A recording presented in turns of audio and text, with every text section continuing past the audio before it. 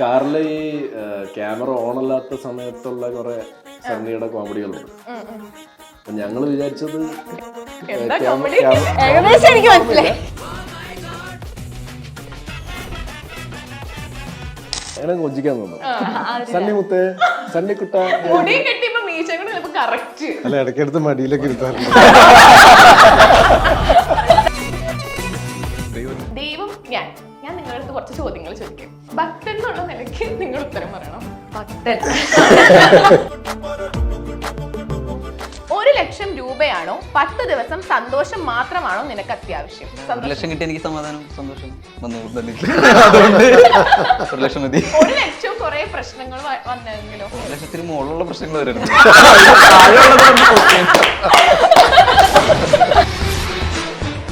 പ്രാവശ്യമെങ്കിലും മറ്റേ എന്തെങ്കിലും കൈക്കുഴ കുഞ്ഞപ്പന്റെ കൈ വിട്ടു. സജുബായി ഇപ്പം ഹോഴ്സ് റൈഡിങ് ട്രെയിനിങ്ങിലാണ്.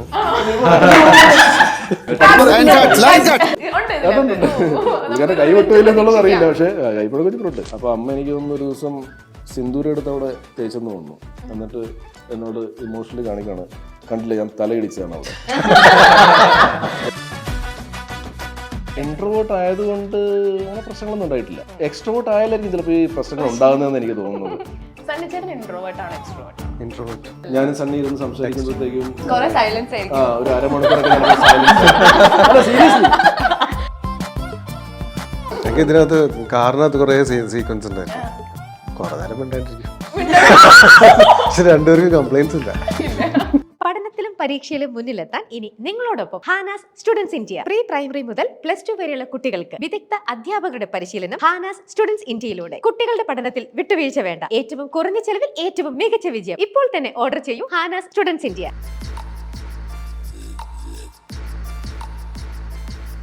മൈൽസ്റ്റോൺ മേക്കേഴ്സിന്റെ എല്ലാ പ്രേക്ഷകർക്കും ചക്കംപക്കത്തിലേക്ക് സ്വാഗതം. ആൻഡ് ഇന്ന് ചക്കംപക്കത്തിൽ എന്റെ കൂടെ ജോയിൻ ചെയ്തിട്ടുള്ളത് നമ്മുടെ ഏറ്റവും പുതിയ ചിത്രമായിട്ടുള്ള റിട്ടൺ ആൻഡ് ഡയറക്റ്റഡ് ബൈ ഗോഡിന്റെ എല്ലാ വിശേഷങ്ങളുമായി നമുക്ക് ഒത്തിരി പ്രിയപ്പെട്ട സൈജു ചേട്ടൻ, അപർണ ചേച്ചി, സണ്ണി ചേട്ടൻ ആൻഡ് വൈശാഖ്. നമസ്കാരം.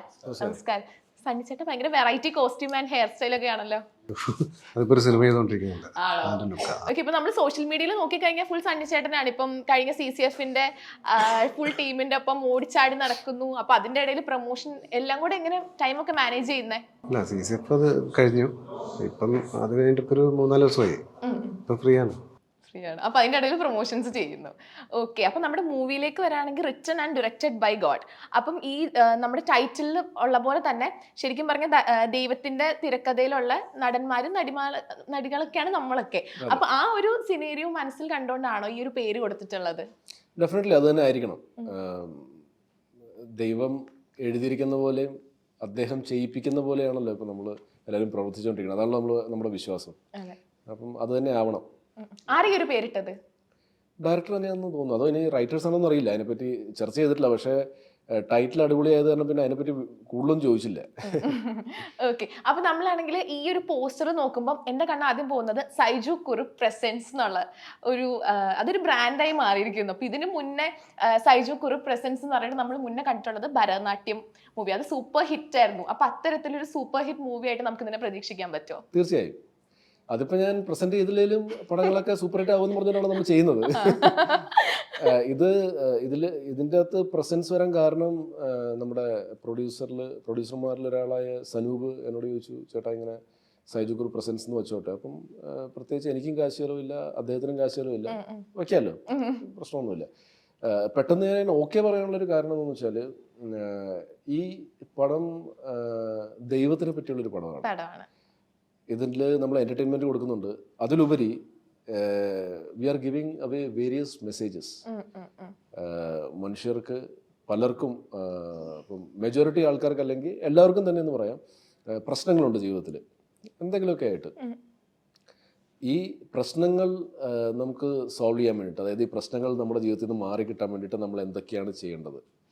ഓക്കെ, ദൈവം എൻ്റെ മുമ്പിൽ ഇപ്പോൾ സിനിമയിൽ സണ്ണിവേൻ അഭിനയിക്കുന്ന ദൈവം ജിജോ എന്ന് പറഞ്ഞ് ഞാൻ അവതരിപ്പിക്കുന്ന കഥാപാത്രത്തിന് മുമ്പിൽ വരുന്നത് ഒരുപക്ഷെ അത് കുറച്ചൊരു കോമിക്കൽ വേയിലാണ് നമ്മൾ കാണിച്ചിരിക്കുന്നത്. ദൈവത്തിന് ഈഗോ അടിച്ചിട്ടായിരിക്കാം.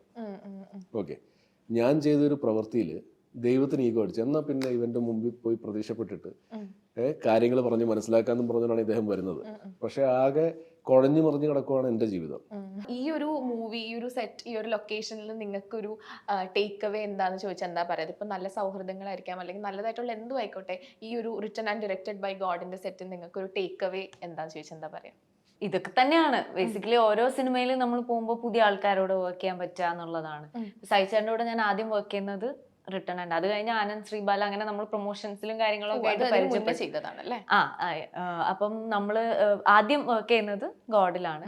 പിന്നെ സണ്ണിച്ചനെയും നമ്മൾ ഫസ്റ്റ് മീറ്റ് ചെയ്യുന്നതും സംസാരിക്കുന്നതും ഒക്കെ ഇതിലാണ്. ഇതിന്റെ ഹോൾ ടീം, ഡയറക്ടേഴ്സ്, റൈറ്റേഴ്സ് എല്ലാവരും ചെറിയ, നമ്മുടെ പ്രായമൊക്കെ ചെറിയ, എന്നെക്കാളും ചെറിയ പിള്ളേരാണ്. ആ ഒരു യങ്സ്റ്റേഴ്സ് ആണ് എല്ലാം മൊത്തത്തിൽ. അപ്പൊ ഭയങ്കര രസമായിരുന്നു സെറ്റ്. അത് കഴിഞ്ഞ് ഞാൻ ഇവരുടെ കൂടെ തന്നെ വേറൊരു പടവും ചെയ്തു. അപ്പം ബേസിക്കലി അതൊക്കെ തന്നെയാണ്. എല്ലാ സെറ്റിൽ നിന്നും നമുക്ക് കുറച്ച് പുതിയ ആൾക്കാർ ലൈഫിൽ വരുന്നു. എല്ലാരും നിക്കണം എന്നില്ല, കുറച്ചുപേര് നിൽക്കും, അങ്ങനെ തന്നെയാണല്ലോ. സോ എനിക്ക് തോന്നുന്നു അതൊക്കെ തന്നെയായിരിക്കും. പിന്നെ ഇതിൽ നമ്മുടെ ഒരു മോളുണ്ട്, മെഹക്ക് എന്ന് പറഞ്ഞിട്ട്. അവള് ഞാനും ഭയങ്കര കൂട്ടായിരുന്നു. അത് കഴിഞ്ഞ് അടുത്ത പടത്തിലും ഞങ്ങള് ഒരുമിച്ച് വർക്ക് ചെയ്യുന്നുണ്ട്. അങ്ങനെ. ടേക്ക് അവേ ഡെഫിനറ്റ്ലി റിലേഷൻസ് തന്നെയാണ്. ഫെബിയും ഫെബിയുടെ ടീമും അവർ വളരെ പ്രിയപ്പെട്ടവരായി മാറി. എനിക്ക് വളരെ ഇഷ്ടപ്പെട്ട എൻ്റെ സുഹൃത്ത് സണ്ണി വേനുമായിട്ട് വീണ്ടും ഒരു പടത്തിൽ അഭിനയിക്കാൻ പറ്റി. പിന്നെ അപർണയെ പരിചയപ്പെട്ടു, അപർണയുടെ ഫാമിലിയെ പരിചയപ്പെട്ടു. എനിക്ക് ബിടെക്കിൻ്റെ സമയത്ത് ഞാൻ പരിചയപ്പെട്ട ദീപക് പറമ്പുളുമായിട്ട് അദ്ദേഹം കല്യാണം കഴിക്കുന്നു. അപ്പം അങ്ങനെയുള്ള ഒരുപാട്, അതായത് ദീപകിനെ എനിക്ക് ഭയങ്കര ഇഷ്ടമാണ്, അപർണയും ഭയങ്കര ഇഷ്ടമാണ്. ഇവരൊന്നിക്കുവാണ്. അപ്പൊ അത് നമുക്ക് തരുന്നൊരു സന്തോഷം. അതെ അതെ, അത് മാത്രമല്ല ഒരു ഫാമിലി പോലെയായി. അപ്പം സൈചേട്ടനും വൈഫും മോനും ഒക്കെ കല്യാണത്തിന് വന്നിരുന്നു. പിന്നെ എൻ്റെ അമ്മ മസ്കറ്റിലാണ്. അപ്പം സൈചേട്ടൻ അങ്ങോട്ട് പോയപ്പോ അമ്മ പോയി മീറ്റ് ചെയ്തു. എല്ലാം ഒരു അങ്ങനെ നമുക്ക് റിലേഷൻഷിപ്സ് ആണ് ബേസിക്കലി. അപർണയുടെ അമ്മ എനിക്ക് കുറെ പെർഫ്യൂംസും തന്നു. പെർഫ്യൂംസ് ഭയങ്കര ഇഷ്ടമാണെന്ന് തോന്നുന്നുണ്ടല്ലേ? പെർഫ്യൂം എനിക്ക് ഭയങ്കര വീക്ക്നെസ് ആണ്. വാച്ചസ് ഭയങ്കര വീക്ക്നെസ്. എന്ന് വെച്ചാൽ ഞാൻ ഒരുപാട് വില കൂടിയ വാച്ചസ് ഒന്നും മേടിക്കാറില്ല. ഇത് എൻ്റെ വളരെ അടുത്ത സുഹൃത്ത് സാബുമോൻ എനിക്ക് ഗിഫ്റ്റ് ചെയ്തതാണ്. ഇത് കുറച്ച് വില കൂടിയതാണ്, പക്ഷെ ഇത് ഞാൻ മേടിച്ചതല്ല. വാച്ചസ് വില ഞാനൊരു 2000, 3000 ഓക്കെ ആ റേഞ്ചിലുള്ള വാച്ചസ് ആണ് ഞാൻ സ്വന്തമായിട്ട് കാശ് മുടക്കി മേടിച്ചിരിക്കുന്നത്. ബാക്കിയൊക്കെ എനിക്ക് ഗിഫ്റ്റ് കിട്ടിയ വാച്ചസ് ആണ്. പക്ഷെ എനിക്ക് വാച്ചസ് ഭയങ്കര ഇഷ്ടമാണ്. അതെ അതെ, ഞാൻ ഇടയ്ക്ക് ഫസ്റ്റ് കോപ്പി വാച്ചസ് യൂസ് ചെയ്യുമായിരുന്നു. അപ്പം ആരും എന്നോട് പണ്ട് പറഞ്ഞിട്ടുണ്ട് ഫസ്റ്റ് കോപ്പി സിനിമ നടന്മാർക്കൊക്കെ യൂസ് ചെയ്യാം, ആൾക്കാരത് ഫസ്റ്റ് കോപ്പി എന്ന് വിചാരിക്കില്ല, ഒറിജിനലാന്ന് വിചാരിച്ചു. അപ്പം ഞാൻ ഓർത്ത് ശരിയാണ്. അങ്ങനെ ഞാൻ ഒരു ഫസ്റ്റ് കോപ്പി വാച്ചുമായിട്ട് ഞാൻ ഗുണ്ട ചാനലിൽ അഭിനയിക്കാൻ പോയപ്പോൾ വിവരമുള്ള സാബുമോൻ അത് കണ്ടിട്ട് തനിക്ക് നാണമില്ല ഈ ചീപ്പ് വാച്ചൊക്കെ കെട്ടി നടക്കാൻ. ഞാൻ പറഞ്ഞു എന്ത് സംഭവം ഇതാണ്, ഇല്ല അങ്ങോരിക്കേ വന്നിട്ട്. അപ്പൊ തന്നെ അദ്ദേഹത്തിന്റെ ചേട്ടൻ പുള്ളിക്ക് ഒരു വാച്ച് ഗിഫ്റ്റ് കൊടുത്തായിരുന്നു ആ സമയത്ത്. അത് പാക്ഡ് ആയിരുന്നു. അതാണിത്, നോൺ ജീൻസിന്റെ. അദ്ദേഹം എനിക്ക് തന്നു. നല്ല മനസ്സുള്ള അപ്പൊ അങ്ങനെ her mother works for a perfume company. Yeah. So she gave me a lot of perfumes. അല്ല അതല്ല നമ്മുടെ അല്ല ഞാൻ പറയുമായിരുന്നു ബസ്കറ്റിൽ പോയ കാര്യം ഓർത്തപ്പോഴത്തേക്ക് പെട്ടെന്ന് ഓർത്തു പോയതാണ്. അതെ, പിന്നെ I could work with Vaishakh, new ജനറേഷനിലുള്ള നമ്മുടെ യങ് ആയിട്ടുള്ള സ്റ്റാർസ്. സോ പിന്നെ ബാലാജി ശർമ്മ അദ്ദേഹം ഇതിൻ്റെ അകത്ത് അഭിനയിക്കുന്നുണ്ട്, ദിനേശ് പ്രഭാകർ അഭിനയിക്കുന്നുണ്ട്, മണികണ്ഠൻ ചേട്ടൻ അഭിനയിക്കുന്നുണ്ട്. അങ്ങനെ നമ്മുടെ ആടിന്റെ മ്യൂസിക് ഒക്കെ ചെയ്ത, തട്ടത്തിൻ മറയത്തൊക്കെ ചെയ്ത ഷാനിന്റെ മ്യൂസിക്കാണ് നമുക്ക് ഉള്ളത്.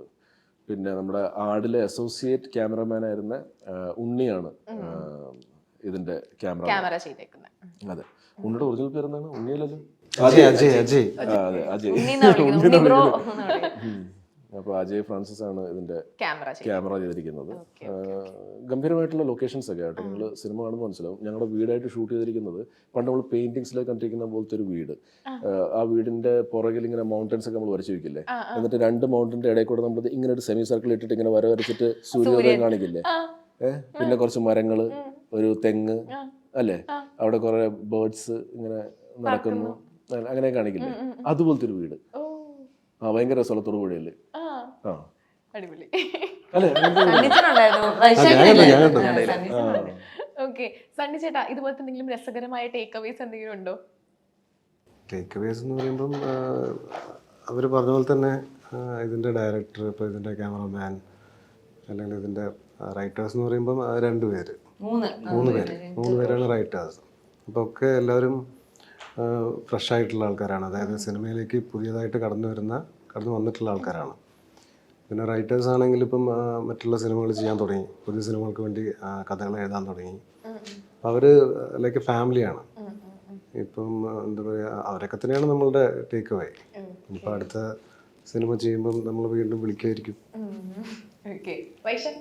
എനിക്കും ഇത് തന്നെയാണ്. ഈ ഒരു ടീം മൊത്തത്തിൽ ഒരു ഫാമിലി പോലെ ഫാമിലി പോലെ പടം കഴിയാറ്. ഇവരെല്ലാവരും യങ്സ്റ്റേഴ്സ് ആണ്. ഏകദേശം എനിക്ക് ഒരു വയസ്സ് 2 വയസ്സൊക്കെ എൽഡേഴ്സ് ആണ്, അത്രേ ഉള്ളൂ. അപ്പോൾ ഫെബി ആണെങ്കിലും ഡയറക്ടർ ആണെങ്കിലും റൈറ്റേഴ്സ് ജോമോൻ, ലിൻഡോ, എല്ലാവരും. പിന്നെ നമ്മുടെ തോമസ് പ്രൊഡ്യൂസർ. തോമസിന് ശരിക്കും എൻ്റെ ഏജ് ഉള്ളൂ, അല്ല എന്നേക്കാൾ യങ് ആണ് അവൻ. 23 വയസ്സേ ഉള്ളൂ. 23 അപ്പൊ നമ്മുടെ വൺ ഓഫ് ദ പ്രൊഡ്യൂസർ എല്ലാവരും ഭയങ്കര സിംഗായിരുന്നു. പിന്നെ സഹിച്ചോണ്ടൊപ്പം എനിക്ക് ഭയങ്കര ഇഷ്ടമുള്ള ഒരു ആക്ടറാണ് പുള്ളി. അപ്പൊ പുള്ളിയുടെ ഒരു ത്രൂ ഔട്ട് പരിപാടി കിട്ടിയത് ഇത് ഞാൻ ആദ്യമായിട്ട് അറിയുന്നത്. എനിക്ക് പേടിയായിരുന്നു. പേടിയായിരുന്നോ? എന്തിനാ അല്ല അങ്ങനെയല്ല, അവിടെ വെച്ചൊക്കെ പറയരുതായിരുന്നു. പക്ഷെ ഞാൻ ചോദിച്ചിട്ടില്ല ഇതെങ്ങനെയാ ഈ ആക്ടിങ് പരിപാടി ഇങ്ങനെ ചേഞ്ച് ആയി വന്നേന്നൊക്കെ ഞാൻ ചോദിച്ചിട്ടൊക്കെ. അപ്പൊ പുള്ളിയുടെ ഒരു എവല്യൂഷൻ എനിക്ക് ഭയങ്കര വർക്കായിട്ടുള്ള പരിപാടിയായിരുന്നു. ഇതെങ്ങനെ ഇങ്ങനെ ചേഞ്ച് ആയി എന്നുള്ളതൊക്കെ ഈ ഒരു ആക്ടിങ് പരിപാടിയിലൊരു ഞാൻ ചോദിച്ചിട്ടുണ്ട്. സൈചേട്ടൻ നമ്മൾ ഫസ്റ്റ് മയൂഖത്തിൽ കണ്ട സൈചേട്ടനെ അല്ല ഇപ്പോൾ മലയാളികൾ കണ്ടുകൊണ്ടിരിക്കുന്നത്. ആ ഒരു എന്താ പറയാ, ഒരു ഗ്രാഫ് ഇപ്പം വൈശാഖ് പറഞ്ഞ പോലെ ഇപ്പം നമ്മളെല്ലാവരും ഞെട്ടിയിരിക്കുകയാണ്. ഇപ്പൊ ഏത് സിനിമയിലാണെങ്കിലും സൈചേട്ടൻ ഉണ്ട് ആ ഒരു പെർഫോമൻസ്, ഭയങ്കര ഒരു എവല്യൂഷൻ തന്നെയാണ്. അപ്പൊ ചേട്ടൻ തന്നെ ചേട്ടൻ്റെ ആ ഒരു ഗ്രോത്ത്, ആ ഒരു ഗ്രാഫിനെ എങ്ങനെയാണ് ചേട്ടൻ നോക്കിക്കാണുന്നത്? നോക്കിക്കാണുന്നത് എങ്ങനെയാണെന്ന് വെച്ചാൽ എനിക്ക് സന്തോഷമുണ്ട്. നാച്ചുറലി ഒരു ഗ്രാഫിൻ്റെ ഗ്രോത്തിൽ ഇതൊക്കെ സംഭവിക്കാൻ കാരണം again coming to our title God. എൻ്റെ അമ്മയും അച്ഛനും കൊച്ചിലേ തൊട്ട് ഞാൻ പഠിക്കാണ്ടിരിക്കുമ്പോഴൊക്കെ അമ്മ അച്ഛൻ ഇങ്ങനെ പ്രാർത്ഥിക്കുമായിരുന്നു, അപ്പൊ ചേച്ചി പഠിച്ചോളൂ, കുഴപ്പമില്ല. ഞാനങ്ങനെ ഉഴപ്പനില്ലായിരുന്നു, പക്ഷെ പഠിക്കാൻ ഒരു കുറച്ച് മടിയുണ്ടായിരുന്നു.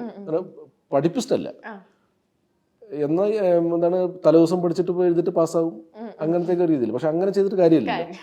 നമ്മളൊരു നല്ല ജോലിയെ കിട്ടണമെങ്കിൽ, ഇപ്പോൾ നമ്മൾ സിനിമ വരുമെന്ന് നമുക്കറിയില്ല, നമ്മൾ നല്ല ജോലി കിട്ടണമെങ്കിൽ നമ്മൾ നല്ലപോലെ പഠിക്കണം. അപ്പോൾ അന്നൊക്കെ ഞാനൊക്കെ ടീനേജർ ആയിരുന്നപ്പോഴത്തേക്കും GRE പാസ്സായിട്ട് എല്ലാവരും US പോയിക്കൊണ്ടിരിക്കുകയായിരുന്നു.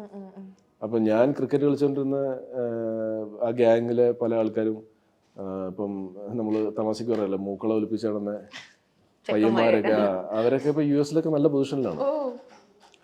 അപ്പം അമ്മ എന്നോട് പറഞ്ഞുകൊണ്ടിരുന്നതാണ്. അമ്മ കുറച്ച് അധികം, എനിക്ക് തോന്നുന്നു അമ്മ സിനിമയിലൊക്കെ ആയിരുന്നെങ്കിൽ നല്ല ഡയലോഗ് റൈറ്റർ ആയേനെ. 1 ഡയലോഗൊക്കെ അടിക്കുന്നത്. അപ്പോൾ അവിടെ നമ്മുടെ പൂജാ റൂമുണ്ട് ക്വാർട്ടേഴ്സിൽ.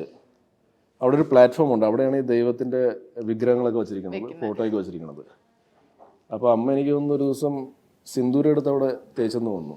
എന്നിട്ട് എന്നോട് ഇമോഷണലി കാണിക്കുകയാണ്, കണ്ടില്ല ഞാൻ തലയിടിച്ചതാണ് അവിടെ. എന്നിട്ട് അമ്മ എന്നോട് പറഞ്ഞു, ഇത് ഉരുകുന്ന വല്ല സാധനമായിരുന്നെങ്കിൽ എൻ്റെ കണ്ണുനീര് വീണ് ഇത് ഉരുകിയാൻ, അത്രയ്ക്ക് ഞാൻ നിനക്ക് വേണ്ടി കരയുന്നുണ്ട് ദൈവത്തിൻ്റെ മുമ്പിൽ പറഞ്ഞു. 1 ഡയലോഗ്. അപ്പം അന്ന് ഞാനത് വിശ്വസിച്ചു. പിന്നെ മനസ്സിലായത് അത് ചിലപ്പം 50-50 ചാൻസസേ ഉള്ളൂ. അപ്പം ദൈവമാണ് എന്നെ ഇവിടെ എത്തിച്ചത്. ഞാൻ അതേപോലെ അത് പിന്തുടർന്നുകൊണ്ട് ഇങ്ങനെയുള്ള ഇമോഷണൽ കാര്യമൊന്നും ഞാൻ എൻ്റെ മക്കളോട് പറയാറില്ല. പക്ഷെ ദൈവത്തിൽ വിശ്വസിക്കുവാണ് ഞാൻ. എൻ്റെ ജീവിതത്തിൽ നല്ലതേ സംഭവിക്കുകയുള്ളൂ. നമ്മൾ അതുകൊണ്ട് അപ്പം ഞാൻ തന്നെ ഇത് റൂട്ട് കണ്ടുപിടിച്ചിരിക്കുകയാണ്. നമ്മളെല്ലാവരും നല്ലപോലെ നിൽക്കുക, അപ്പം നമ്മുടെ ജീവിതത്തിൽ നല്ലതേ സംഭവിക്കും. നമുക്ക് ഈ നെഗറ്റീവ് എനർജി ആൾക്കാരുടെ കിട്ടിയാലാണ്. നിങ്ങളിപ്പം എന്നോട് ക്വസ്റ്റ്യൻസ് ചോദിക്കൊണ്ടിരിക്കുകയാണ്, ഞാൻ നിങ്ങൾ വെറുതെ കയറി ചൊറിയുവാണ്, അല്ല ഒരു എക്സാമ്പിൾ പറയുകയാണ്, നിങ്ങളത് ഹാൻഡിൽ ചെയ്യുമായിരിക്കും ബിക്കോസ് യു ആർ എക്സ്പീരിയൻസ്ഡ്. പക്ഷെ നിങ്ങളുടെ മനസ്സ് എവിടെയോ വേദനിക്കും. നിങ്ങൾ ഡയറക്റ്റ് ചിലപ്പോൾ എന്നെ തെറി വിളിക്കുകയോ അല്ലെങ്കിൽ നിങ്ങളിങ്ങനെ പെരുമാറില്ലെന്ന് പറയില്ലായിരിക്കും. പക്ഷെ നിങ്ങളുടെ മനസ്സ് വേദനിച്ചാൽ ഓട്ടോമാറ്റിക്കലി അതൊരു നെഗറ്റീവ് എനർജി ആയിട്ട് എനിക്ക് കിട്ടും. അപ്പം ഞാൻ എത്ര ദൈവത്തിനെ വിളിച്ചിട്ടും കാര്യമില്ല. അപ്പം എൻ്റെ റൂട്ട് വളരെ ക്ലിയർ ആണ്. എനിക്കറിയാം ഞാൻ ആരെയും വേദനിപ്പിക്കാൻ പാടില്ല. ഉള്ള കാര്യമൊക്കെ ഉള്ള പോലെയൊക്കെ പറയാം, പക്ഷെ അത് നമുക്ക് നല്ലപോലെ പറയാമല്ലോ.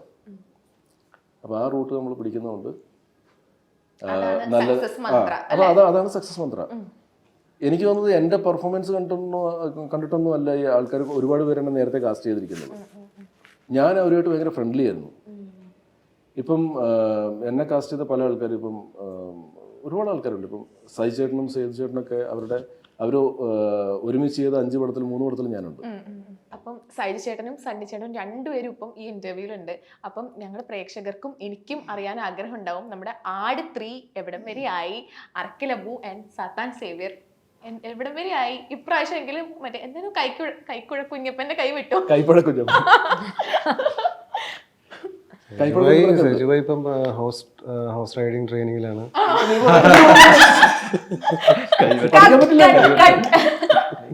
ഈ ഹോഴ്സ് റൈഡിംഗ് എന്ന് പറഞ്ഞാല് ഒരു ഈസി കാര്യമല്ല. എന്റെ ദൈവം, ഇത് വൻ പ്രശ്നമാണ്. ഞാൻ 7 ദിവസത്തെ ട്രെയിനിങ്ങിനാണ് പോയത്. 7 ദിവസം കൊണ്ട് പഠിക്കാൻ പറ്റില്ല. 2-3 മാസം എടുക്കും ഇതിന്റെ ഒരു ബാലൻസ് തന്നെ കിട്ടാൻ വേണ്ടിയിട്ട്. കുതിരയുടെ മേളിൽ നമ്മൾ ഇരുന്നിട്ട് കുതിര നടന്നു പോവുകയാണെങ്കിൽ അത് നമുക്ക് ഒരു ദിവസം കൊണ്ട് നമുക്കൊരു കോൺഫിഡൻസ് വരും. അത് കുതിര പാവം കുതിരയാണെങ്കിൽ. കുതിര സോപ്പിടാൻ വേണ്ടിയിട്ട് നമ്മൾ ആദ്യമേ ഇവര് നമുക്ക് മറ്റേ ശർക്കര അങ്ങനെയുള്ള സാധനങ്ങൾ തരും, കൊടുത്തോളം പറയും. ആ, ഇത് കൊടുക്കുന്നതിനൊരു വിധമുണ്ട്. ഓക്കെ, ഇത് നമുക്ക് ഇങ്ങനെ കൊടുക്കാൻ പാടില്ല. ചിലപ്പോൾ നമ്മുടെ വിരലക്കറി കടിക്കും. ഇങ്ങനെ കൊടുക്കണം. പക്ഷേ ഈ ശർക്കര വീഴാനും പാടില്ല. സീരിയസ് ആയിട്ട് അല്ല, നിങ്ങൾക്ക് അറിയാലോ കുതിര കാര്യം. പുള്ളി എക്സ്പേർട്ടാണ്. കായംകുളം കൊച്ചുണ്ണിയിലൊക്കെ പുള്ളി വീതരായിട്ട്. അപ്പൊ ഇതൊക്കെ കൊടുത്തിട്ട് അതിനൊന്ന് കഴുത്തിലൊക്കെ പിടിച്ച് ഇങ്ങനെ തലോടി നെറ്റിലൊരു ഉമ്മയൊക്കെ വെച്ച് അതൊരു കൊടുക്കാൻ പറഞ്ഞില്ല, പക്ഷെ ഞാൻ കൊടുത്തു. എക്സ്ട്രാ ഒരു സാധനം. അതുകൊണ്ട് തന്നെ വീഴ്ത്താതിരുന്നെങ്കിലും പായൽ എന്ന് പറഞ്ഞ ഒരു നല്ലൊരു പാവം ഒരു ഫീമെയിൽ കുതിരയായിരുന്നു. ട്രെയിനർ അമിത് മൈനി എന്ന് പറഞ്ഞ എക്സ് നേവി കമാൻഡറാണ്. അദ്ദേഹത്തിന്റെ ഒരു സ്ഥലത്താണ് ഞാൻ ബാംഗ്ലൂർ പോയി ചെയ്തത്. അപ്പം തുടക്കത്തിൽ കുതിരയും പാവാണ്. ഈ തുടക്കക്കാർക്ക് ബെസ്റ്റ് കുതിരയാണ് ഈ പായൽ എന്ന് പറയുന്നത്. മറ്റവർക്ക് കുറച്ചുകൂടെ അഗ്രസീവ് ആണ്. അപ്പൊ അത് പഠിച്ചിട്ട് അതിൻ്റെ അകത്ത് കയറാൻ പറ്റുള്ളൂ. പിന്നെ കാരമൽ എന്നൊക്കെ പറഞ്ഞ വേറെ കുതിരകളും ഉണ്ടായിരുന്നു. അതും കുറച്ച് കുഴപ്പമില്ല. 1.5 ദിവസത്തെ ട്രെയിനിങ് കഴിഞ്ഞപ്പോൾ ചെറുതായിട്ടൊന്ന് ട്രോട്ട് ചെയ്ത് നോക്കട്ടെ എന്ന് നമ്മുടെ അസിസ്റ്റന്റ് ട്രെയിനർ ചോദിച്ചു. അത് പിന്നെന്താ, അപ്പൊ നടക്കുമ്പോഴത്തേക്ക് ഈസി ആണല്ലോ. ട്രോട്ട് ചെയ്ത് ഉണങ്ങിയപ്പോഴാണ് എൻ്റെ ദൈവം, ഇത് നമ്മളിങ്ങനെ പൊങ്ങി ഇടിക്കും. അപ്പൊ അതിനൊരു താളമുണ്ട്. നമ്മൾ ഈ മുട്ട് വെച്ച് ഇങ്ങനെ ഇത് ചെയ്തിട്ട് നമ്മുടെ മുട്ടിന് നല്ല സ്ട്രെങ്ത് വേണം. മുട്ട് മൊത്തം അപ്പർ ബോഡിയെ ബാലൻസ് ചെയ്യണം. ഓക്കെ, എന്നിട്ട് ഇതിന്റെ ഒരു ഋതം അനുസരിച്ച് നമ്മൾ ഇങ്ങനെ പൊങ്ങും താഴും ചെയ്യണം. ഇത് കിട്ടാൻ ഒരു 2-3 മാസം എടുക്കും. ഞാൻ 7 ദിവസം കൊണ്ട് ക്രാഷ് കോഴ്സ് ചെയ്യാൻ വേണ്ടി പോയതാണ്. അപ്പൊ അതുകൊണ്ട് ഞാൻ പഠിച്ചില്ല. ഞാൻ 2 ദിവസം കഴിഞ്ഞപ്പോൾ തന്നെ ഞാൻ ഇവരെ വിളിച്ച് അറിയിച്ചു. പ്രൊഡ്യൂസർ വിജയ് ബാബുവിനെയും എക്സിക്യൂട്ടീവ് പ്രൊഡ്യൂസർ വിനയ് ബാബുവിനെയും ഡയറക്ടർ മിഥുൻ മേനോൻ തോമസിനെ ഞാൻ വിളിച്ച് അറിയിച്ചു. എനിക്ക് പറ്റുന്ന പരിപാടിയല്ല, അർക്കലബുമായി ഞാനവിടെ. എനിക്ക് പറ്റുന്ന പരിപാടിയല്ല ഇത്, വേറെ എന്തെങ്കിലും ഒരു പരിപാടി നിങ്ങൾ സെറ്റ് ചെയ്യണം. പക്ഷേ ഒരു 5-ാമത്തെ 6-ാമത്തെ ദിവസമായപ്പോഴത്തേക്കും ഈ ട്രോട്ട് ചെയ്യുമ്പോഴത്തേക്കും എനിക്കൊരു ബാലൻസ് കിട്ടാൻ തുടങ്ങി. പക്ഷെ എനിക്കാണെങ്കിൽ തിരിച്ചു വരണം. തിരിച്ചു വന്നിട്ട് നമ്മുടെ ഗോഡിന്റെ പ്രൊമോഷനൊക്കെ ഇല്ലേ, അപ്പൊ ഞാൻ ഉടനെ ദൈവത്തിനെയും വിളിച്ചു, ഒന്ന് കുറച്ചുകൂടി ഒന്ന് ശരിയാക്കി താന്ന് പറഞ്ഞിട്ട് അങ്ങനെ ചെറുതായിട്ട് ട്രോട്ട് ചെയ്യുമ്പോഴത്തേക്കും നമുക്ക് ബാലൻസ് കിട്ടിയിട്ടുണ്ട്. പക്ഷെ ഇനി മിഥുൻ എങ്ങനത്തെ ഷോട്ടാണ് പ്ലാൻ ചെയ്യണമെന്ന് അറിയില്ല. ഇനി വലിയ വയലുള്ള ഓട്ടാണെങ്കിൽ ഞാൻ ചിലപ്പോൾ താഴ്ത്തു കിടക്കും. അപ്പൊ അതുകൊണ്ട് എനിക്കറിയില്ല ഇനിയിപ്പോ എന്താണ് അവിടെ ചെന്നിട്ട് സംഭവിക്കാൻ പോണത്. എന്തായാലും നമുക്ക് ശേഷം ഭാഗം കൈപ്പുഴ കുഞ്ഞപ്പന്റെ കാര്യം ആ കൈപ്പുഴ കുഞ്ഞപ്പനുണ്ട്, അതുണ്ട്. കാരണം കൈവിട്ടില്ല എന്നുള്ളത് അറിയില്ല, പക്ഷെ കൈപ്പുഴ കുഞ്ഞപ്പനുണ്ട്. എല്ലാവരും ഉണ്ട്. എല്ലാ ആട് സീരീസിലുള്ള എല്ലാ ക്യാരക്ടേഴ്സും ഉണ്ട്. പിന്നൊരു പുതിയൊരു രീതിയിലുള്ളൊരു ഒരു പടമായിരിക്കും. എല്ലാരും ഭയങ്കര എക്സൈറ്റഡ് ആണ് അല്ലേ, ഇൻട്രസ്റ്റിംഗ് ആയിരിക്കും. ഓക്കെ, അപ്പൊ അപർണ ചേച്ചി, അപ്പൊ ഞങ്ങൾ മുന്നൊരു മൂവിയുടെ പ്രൊമോഷൻ പോയപ്പോ അവിടെ ദീപക്കേട്ടൻ, ഇവിടെ അപർണ ചേച്ചി, അപ്പൊ നിങ്ങൾ ഓടി നടന്ന് പ്രൊമോഷൻ കൊടുത്തോണ്ടിരിക്കാൻ തോന്നുന്നുണ്ട് അല്ലേ? അപ്പൊ വീട്ടില് ആരാണ് കുറച്ചും കൂടെ സിനിമാറ്റിക്, ആരാണ് കൂടുതൽ സിനിമ കൊണ്ടുവരാ? സിനിമ കൊണ്ടുവരാന്നോ? ഐ മീൻ ഞാൻ ഉദ്ദേശിച്ചത് സിനിമയുടെ ടോപ്പിക് അല്ലേ?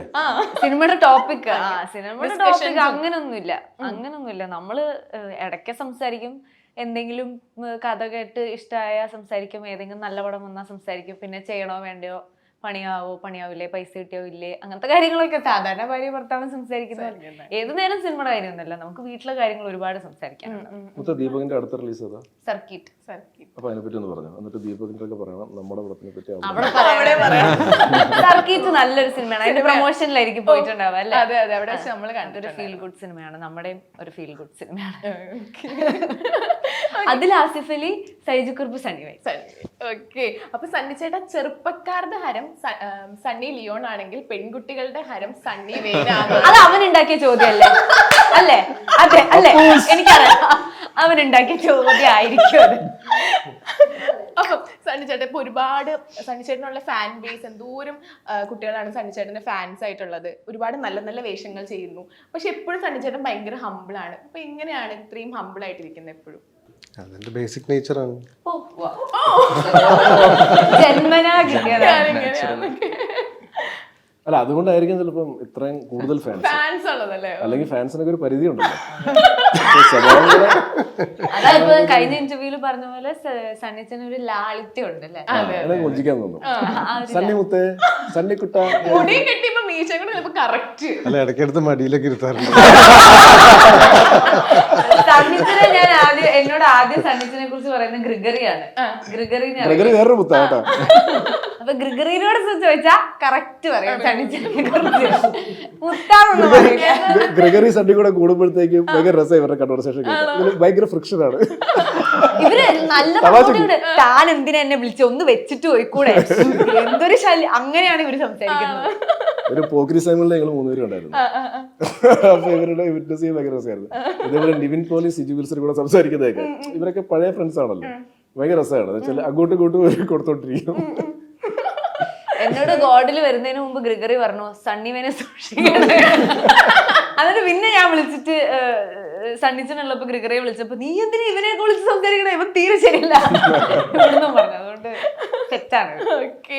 അപ്പൊ നമ്മുടെ മൂവിയുടെ പേര് written and directed by God എന്നായോണ്ട് നമ്മളൊരു ചെറിയ സെഗ്മെന്റിലേക്ക് പോവാണ്.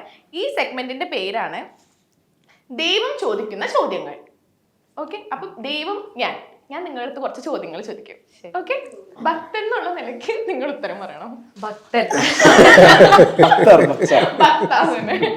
ഓക്കെ. അപ്പൊ ഫസ്റ്റ് സണ്ണിച്ചേട്ടനോടാണ്. എല്ലാ ചോദ്യങ്ങളുണ്ട്. ഓക്കെ. പ്രിയപ്പെട്ട ഭക്ത, പ്രേക്ഷകർക്ക് എന്തോ നിന്നോട് ഭയങ്കര ഇഷ്ടമാണ്. എന്നേക്കാളും നിന്നെ ഈ ആൾക്കാർക്ക് ഇത്ര ഇഷ്ടപ്പെടാൻ കാരണം എന്താ? ലാലേട്ടന്റെ ഡയലോഗ് പറയാം.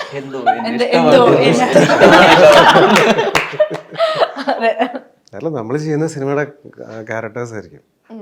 കാരണം ചെയ്യുന്ന അവർക്കൊക്കെ റിലേറ്റ് ചെയ്യാൻ പറ്റുന്ന അല്ലെങ്കിൽ അവർക്കൊക്കെ ഒരു വൈബ് കിട്ടുന്ന ക്യാരക്ടേഴ്സ് ആയിരിക്കും. അപ്പം അതുകൊണ്ടായിരിക്കും ഇഷ്ടപ്പെടുന്നതാണ് ഞാൻ വിശ്വസിക്കുന്നത്. അല്ലെങ്കിൽ വേറെ റീസൺസ് ഇല്ലല്ലോ. ഇപ്പം സിനിമയിലൂടെ അല്ലാതെ തന്നെ അറിയാൻ വഴിയില്ലല്ലോ. ഹമ്പിളല്ല, വളരെ സത്യമായിട്ടുള്ള കാര്യമില്ല. അതെ, ആണ്. ഹമ്പിളാണ്. Sweet humble. മതി കലങ്ങി. ഓക്കെ. ഇനി അടുത്തത് അപർണ ചേച്ചിക്കാണ്. കല്യാണം കഴിഞ്ഞു, നല്ലൊരു പയ്യനെയും ഞാൻ നിനക്ക് തന്നു. ഇനി എന്താണ് മോളുടെ ആഗ്രഹം? ഇനി കുറച്ച് നല്ല സിനിമകൾ കൂടെ ചെയ്യണം, തരണം ദൈവം. എങ്ങനത്തെ ക്യാരക്ടർ ചെയ്യാനാണ് ഇഷ്ടം? എല്ലാ ടൈപ്പ് ക്യാരക്ടറും ചെയ്യാൻ ഇഷ്ടമാണ്. എന്നാൽ ഒരു ഡ്രീം ക്യാരക്ടർ ഉണ്ടാവില്ല, ഇങ്ങനത്തെ ഒരു ക്യാരക്ടർ ചെയ്യണം എന്നുള്ള? ഒരു കുശുംബിയായ ഭാര്യയുടെ ക്യാരക്ടർ ചെയ്യണം. മറ്റേ മിഥുനത്തിൽ ഉർവശി ചേച്ചിയൊക്കെ പറയായിരിക്കും അങ്ങനത്തെ ഒരു ക്യാരക്ടർ ചെയ്യാൻ ആഗ്രഹം. അതാണ് ആഗ്രഹം. ഓക്കെ, നടക്കട്ടെ കേട്ടോ, നടക്കട്ടെ. ഓക്കെ. ഇനി സൈജു ചേട്ടാ, ഇതൊക്കെ സാധിച്ചു തരുമോ? അതാണ് ചോദ്യം. അല്ല, നടക്കും. ഓക്കെ. സൈജു ചേട്ടാ, പെൺകുട്ടികളുടെ മുമ്പിൽ സൈജു ഇൻട്രോവേർട്ട് ആകുന്നു എന്ന് എല്ലാവരും പറയുന്നു. അതെന്താ അങ്ങനെ? ഞാൻ ഇൻട്രോവേർട്ട് ആയതുകൊണ്ടായിരിക്കും. പിന്നെ ഇൻട്രോവേർട്ട് ആയിട്ട് അല്ല, ഞാൻ ഇപ്പം ഞാനിപ്പോ പ്രൊമോഷൻ വേണ്ടി വന്നിരിക്കുകയാണ്. അപ്പം ഞാൻ എന്തെങ്കിലുമൊക്കെ പറഞ്ഞേ പറ്റുള്ളൂ. അതുകൊണ്ട് ഞാൻ പ്രിപ്പയർഡ് ആണ്. അതർവൈസ് ഇപ്പോൾ if you meet me somewhere outside, ഞാൻ വന്നിട്ട് സംസാരിക്കാൻ പോലെ നിങ്ങളൊന്ന് സംസാരിച്ചാൽ ഞാൻ നിങ്ങൾ ചോദിക്കുന്നതിന് ഉത്തരവ് തരുന്നതല്ലാണ്ട് ഞാൻ ഒരുപാട് കോമഡി അടിക്കാൻ ഒന്നും ഞാൻ ചെയ്യില്ല. I don't have that characteristic of being an extrovert. അതുകൊണ്ട് ഞാൻ ഇൻട്രോവേർട്ട് ആയതുകൊണ്ടായിരിക്കും. അപ്പൊ ഇൻട്രോവേർട്ട് ആയിട്ട് എന്തെങ്കിലും പ്രശ്നങ്ങളൊക്കെ? ഇൻട്രോവേർട്ട് ആയതുകൊണ്ട് അങ്ങനെ പ്രശ്നങ്ങളൊന്നും ഉണ്ടായിട്ടില്ല. ഇല്ല, എക്സ്ട്രോവേർട്ട് ആയാലായിരിക്കും ചിലപ്പോൾ ഈ പ്രശ്നങ്ങൾ ഉണ്ടാകുന്നതെന്ന് എനിക്ക് തോന്നുന്നത്. നമ്മൾ വേണ്ടാത്തടത്ത് നമ്മൾ ആലോചിക്കില്ലല്ലോ. നമ്മൾ ഉള്ളിലൊന്നും വച്ചുകൊണ്ടായിരിക്കില്ല, പക്ഷെ നമ്മൾ എന്തെങ്കിലുമൊക്കെ കാര്യങ്ങൾ പറഞ്ഞു കഴിയുമ്പോഴത്തേക്കും പിന്നെ അത് വേറെ രീതിയിലേക്ക് അല്ലേ? അല്ല, എനിക്ക് അങ്ങനെ വായ തോന്നിയ മണ്ടത്തരങ്ങൾ പറഞ്ഞ് പണി കിട്ടിയ അവസരങ്ങളുണ്ട്. ബിക്കോസ് ഞാൻ എക്സ്ട്രോവേർട്ട് ആണ്. ഞാൻ എല്ലാവരോടും എനിക്ക് വേണ്ടതും വേണ്ടാത്തതൊക്കെ പോയി പറയും. അപ്പൊ എനിക്ക് പല സാഹചര്യങ്ങളും അയ്യോ അതെന്തിനാ പറഞ്ഞതെന്ന് തോന്നിയിട്ടുണ്ട്. സൈജൻ ആ കാര്യത്തിൽ കെയർഫുൾ ആണ്. അനാവശ്യമായ ടോപ്പിക്സ് ഒന്നും ഇല്ല. ആവശ്യത്തിന് കാര്യങ്ങൾ പറയാം, അത്രേ ഉള്ളൂ. സണ്ണിച്ചേട്ടൻ ഇൻട്രോവേർട്ട് ആണോ എക്സ്ട്രോവേർട്ട് ആണോ? ഇൻട്രോവേർട്ട്. ഇൻട്രോവേർട്ട് ആണ്. ആവശ്യത്തിനാണ്. സംസാരിക്കും? പണ്ട് മുതലേ എൻ്റെ അടുത്ത് നമുക്കറിയില്ല നമ്മൾ എന്താന്നുള്ളത്. പുറത്തുനിന്ന് ഒരാൾ പറയുമ്പോഴല്ലേ നമുക്ക് ശരിയാ ശരിയാ. നമുക്കത് അറിയുന്നത്. ഇപ്പം ഇൻട്രോവേർട്ട് ആണോ, നിങ്ങൾ ഭയങ്കര ഇൻട്രോവേർട്ട് ആണല്ലോ എന്ന് പറയുമ്പോൾ ഞാൻ ഇൻട്രോവേർട്ട് ആണോ, അങ്ങനെയാണല്ലേ നമ്മളെ വിശ്വസിക്കുന്നു. അല്ല അതുകൊണ്ടായിരിക്കാം ഞങ്ങള് നന്നായിട്ട് ജെല്ലാവും, ഞാനും സണ്ണി. പോലത്തെ ഞാനും സണ്ണി ഇരുന്ന് സംസാരിക്കുമ്പോഴത്തേക്കും കുറെ സൈലൻസ് ആയിരിക്കും. ഒരു അരമണിക്കൂറൊക്കെ സൈലൻസ്. അല്ല സീരിയസ്ലി അങ്ങനെ ഉണ്ടാവാറുണ്ട്. സൈലൻസ് ആണ്, പക്ഷെ V enjoy being with each other. നമ്മൾ ഒരുപാട് സംസാരിച്ചില്ലെങ്കിലും നമ്മൾ നമ്മുടെ കാര്യങ്ങളൊക്കെ ചെയ്തോണ്ടിരിക്കും, പക്ഷെ ഞങ്ങൾ ഒരുമിച്ചോട്ട്. ഞങ്ങൾക്ക് ഇതിനകത്ത് കാറിനകത്ത് കുറേ സീക്വൻസ് ഉണ്ടായിരുന്നു. കുറെ നേരം മിണ്ടാണ്ടിരിക്കും, പക്ഷെ രണ്ടുപേർക്കും കംപ്ലൈൻസ് ഇല്ല. കാറിലെ ഈ ക്യാമറ ഓൺ അല്ലാത്ത സമയത്തുള്ള കുറെ സണ്ണിയുടെ കോമഡികളുണ്ട്. അപ്പൊ ഞങ്ങള് വിചാരിച്ചത് അത് ഫെബിയുടെ ചോദിക്കേണ്ടി വരും. വൈശാഖ്, അടുത്ത ക്വസ്റ്റ്യൻ. ഭക്ത, 1,00,000 രൂപയാണോ 10 ദിവസം സന്തോഷം മാത്രമാണോ നിനക്ക് അത്യാവശ്യം? 1,00,000 ഉണ്ടെങ്കിൽ നല്ല സന്തോഷം ഉണ്ടാവും. 10 ദിവസം സമാധാനം കിട്ടിയ സന്തോഷമില്ല? അല്ല, 1,00,000 കിട്ടി എനിക്ക് സമാധാനം സന്തോഷം വന്നോളും തന്നെ. അതുകൊണ്ട് 1,00,000 മതി. 1,00,000 കുറെ പ്രശ്നങ്ങൾ വന്നെങ്കിലോ? 1,00,000 മുകളിലുള്ള പ്രശ്നങ്ങൾ വരരുത്.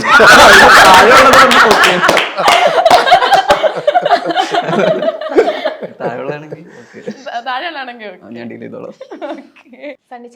സണ്ണിച്ചേട്ടന്റെ ഒരു ഹ്യൂമറസ് ക്യാരക്ടറിന് വേറെ തന്നെ ഒരു ഫാൻ ബേസ് ആണ്. എന്ന് വെച്ചാൽ പൊതുവെ ഇപ്പം അനുഗ്രഹീതൻ ആന്റണി ആയിക്കോട്ടെ, ആൻമരിയ കൽപ്പിലാണ്, ഇതിനകത്തൊക്കെ സണ്ണിച്ചേട്ടന്റെ ഒരു ഹ്യൂമറസ് ക്യാരക്ടർ നമുക്ക് മലയാളികൾക്ക് ഒരുപാട് ഇഷ്ടപ്പെട്ട ഒരു ക്യാരക്ടറാണ്. അപ്പൊ ചേട്ടൻ ചെയ്യുന്ന ഹ്യൂമറസ് ക്യാരക്ടറാണോ, അതേ ഒരു വേറൊരു എന്താ പറയാ കുറച്ച് സീരിയസ് ആയിട്ടുള്ള ക്യാരക്ടറാണോ, അത് ഇത് രണ്ടുമല്ല അതൊരു വില്ലൻ ക്യാരക്ടറാണോ ചേട്ടൻ ഇഷ്ടം? ഹ്യൂമർ ഫലിപ്പിക്കുക എന്ന് പറഞ്ഞാൽ ഭയങ്കര ഈസിയല്ല. കാരണം നമ്മൾ മറ്റുള്ള ആളുകളെ ചിരിപ്പിക്കുക എന്ന് പറഞ്ഞൊരു വലിയൊരു ടാസ്ക് ഉണ്ട്. അപ്പം അത് ആസ് എൻ ആക്ടർ എന്നുള്ള രീതിയിൽ അത് ട്രൈ ഔട്ട് ചെയ്യാൻ ഭയങ്കര ഇഷ്ടമാണ്. പിന്നെ അങ്ങനെയുള്ള സംഭവങ്ങളൊക്കെ വരണം. പിന്നെ ഈ നെഗറ്റീവ് റോൾസൊക്കെ ഭയങ്കര ഇഷ്ടമാണ്. +2 പഠിക്കുന്ന സമയത്ത് പിന്നെ എന്താ പറയുക, അന്നൊക്കെ ഈ ക്ലീൻ ഷേവ്ഡ് തന്നെയായിരുന്നു. അപ്പം ഹെയറൊക്കെ ഇങ്ങനെ വെറ്റ് ചെയ്തിട്ട് ഇങ്ങനെ കോംബ് ചെയ്യും ഇങ്ങനെ. അപ്പോൾ ആ സമയത്ത് പിന്നെ എൻ്റെ ഒരു സീനിയറായിട്ടുള്ളൊരു സീനിയർ വന്നിട്ട് എന്നോട് ഇങ്ങനെ പറഞ്ഞിട്ടുണ്ട്, ഇപ്പോൾ കണ്ടു കഴിഞ്ഞാൽ പിന്നെ ചില സിനിമകളിലൊക്കെ കാണുന്ന വില്ലൻ ലുക്കൊക്കെ ഉള്ള ആൾക്കാരെ പോലെയുണ്ട്, സിനിമയിലൊക്കെ നല്ല വില്ലനൊക്കെ ആയിട്ട് വിളിച്ച് ഞാൻ പോയി ചെയ്തോട്ടെ എന്ന് പറയും. പക്ഷെ ഒരു 10-15 കൊല്ലം എടുത്തു സിനിമയിലേക്കൊക്കെ എത്താൻ. അപ്പം ഞാനിങ്ങനെ ഇങ്ങനത്തെ നെഗറ്റീവ് റോൾസൊക്കെ ചെയ്യുമ്പോൾ ഞാൻ എൻ്റെ സീനിയറിനെ ഞാൻ ഓർക്കും. അപ്പൊ അതുപോലെ തന്നെ നമ്മുടെ മാർക്കോ ഇറങ്ങിയ ടൈമില് മാർക്കോയിലെ അഭിമന്യു ചേട്ടനെ കാണാൻ സണ്ണി ചേട്ടനെ പോലെ ഉണ്ട് എന്ന് പറഞ്ഞിട്ട് ഒരുപാട് കോമന്റ്സ് നമ്മൾ കണ്ടിട്ടുണ്ടായിരുന്നു. അതുപോലെ ചേട്ടൻ്റെ അടുത്ത് ആരെങ്കിലും പറഞ്ഞിട്ടുണ്ടായിരുന്നോ? എനിക്ക് ഇത് എൻ്റെ അടുത്ത് 2-3 പേര് എനിക്കിങ്ങനെ അയച്ചു തന്നിട്ടുണ്ടായിരുന്നു. പക്ഷെ പുള്ളി അതിന് കൃത്യമായിട്ട് മറുപടി കൊടുത്തിട്ടുണ്ട്. ഓക്കെ.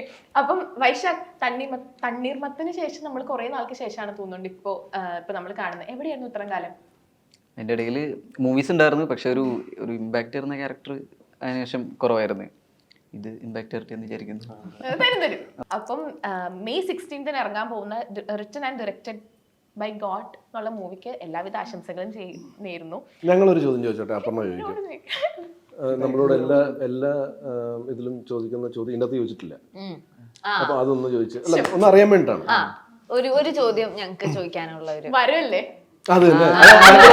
എനിക്കറിയാം, അതെല്ലാവരും ചോദിക്കുന്നവരോട് ഞാൻ ചോദിക്കാണ്ടിരുന്നു. ഓക്കെ, ദൈവം ഇപ്പൊ വന്ന് ഇയാൾക്ക് ഒരു 3 വരം തരാന്ന് പറഞ്ഞാല് 3 വേണ്ട, 1 മതി. ഈ ഇന്റർവ്യൂ സൂപ്പർ ഹിറ്റ് ആയ മതി. 3 വേണം. ഇത് ആദ്യത്താണോ? അല്ല, ഇത് 3ാമത്തത്.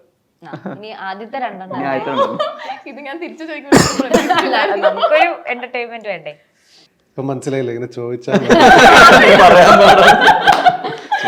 പറഞ്ഞു തന്നാലും.